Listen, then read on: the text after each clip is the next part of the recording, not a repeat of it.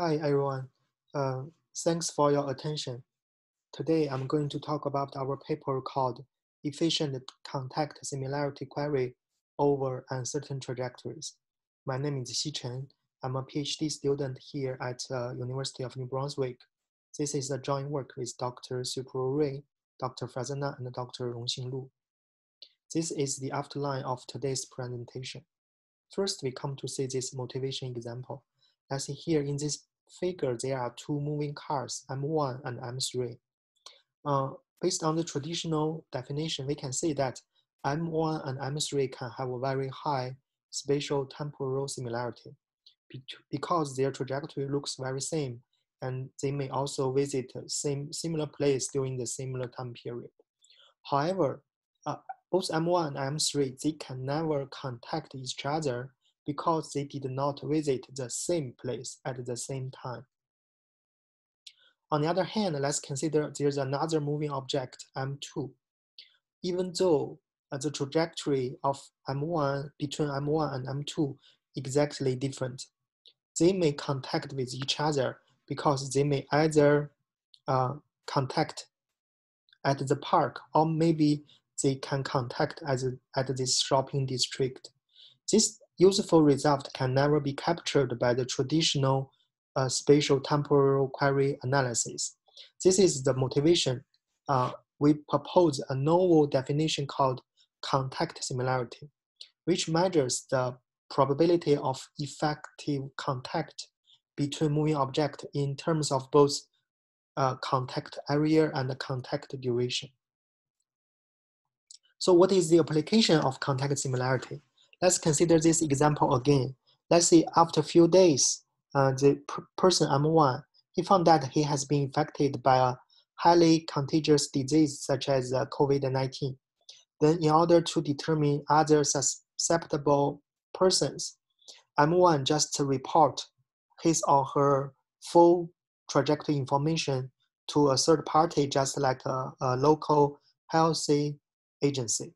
For example, M1 said that he stayed in the park from 10 to 10:50, and he stayed in the shopping mall at 11:35 to 12:30.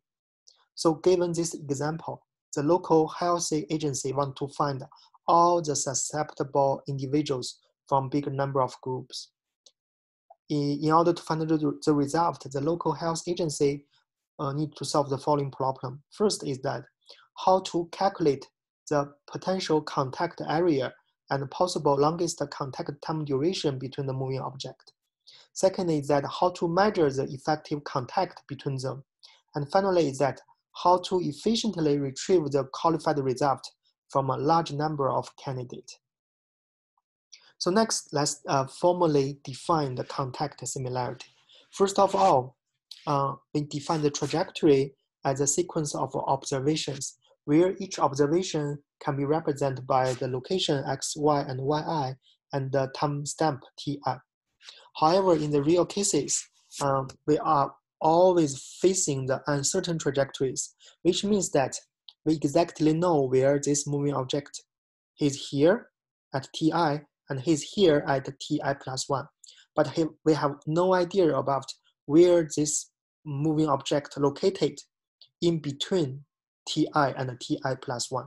So in this case, we just use based on the paper here, we just use the another definition called the beats. So finally, from ti to ti plus 1, all the possible locations that of this moving object can just form a beats or ellipse. And this is the equation for the beats and or the ellipse. Finally, we just convert the traditional trajectory into necklace, where the necklace consists of a sequence of beats. And next, let's consider that this circle just represents a virtual landmark or a point of interest where people can contact with each other. For example, this circle can be a park. It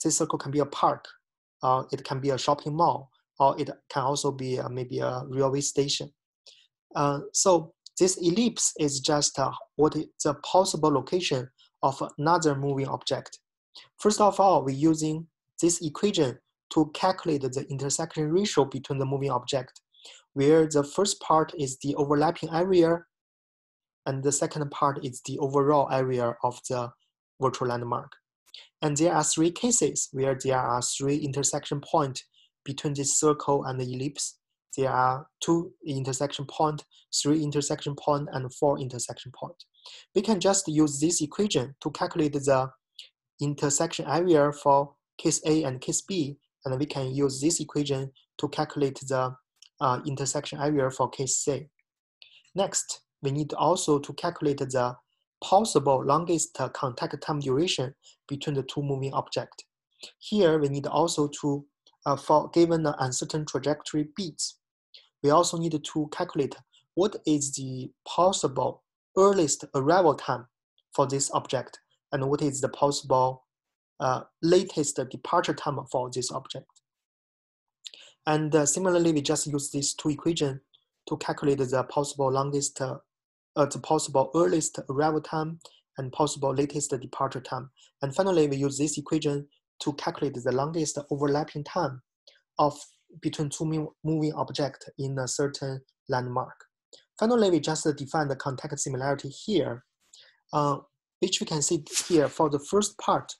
1 minus the intersection ratio means that there is no effective contact between moving objects per time unit. And if we take the power of the longest time duration, then this part just means that there is no effective contact between moving objects for a time period.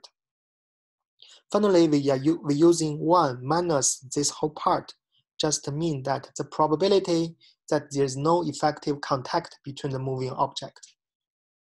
This is the contact similarity between moving objects at the beats level. We can also convert it into a trajectory level by calculating the overall average at each beats. So the problem definition is that given a query trajectory TQ, for example, we know M1 stay in the place 1 at a certain time period and stay at P2 at another certain time period. Also given a data set D, which contains a large number of necklaces, we will try to find all the necklaces that has a contact similarity query with the query trajectory TQ higher than some threshold alpha. In order to efficiently retrieve the result, we also define a novel data structure called uncertain trajectory M tree, the UTM tree, which is based on the very popular M tree.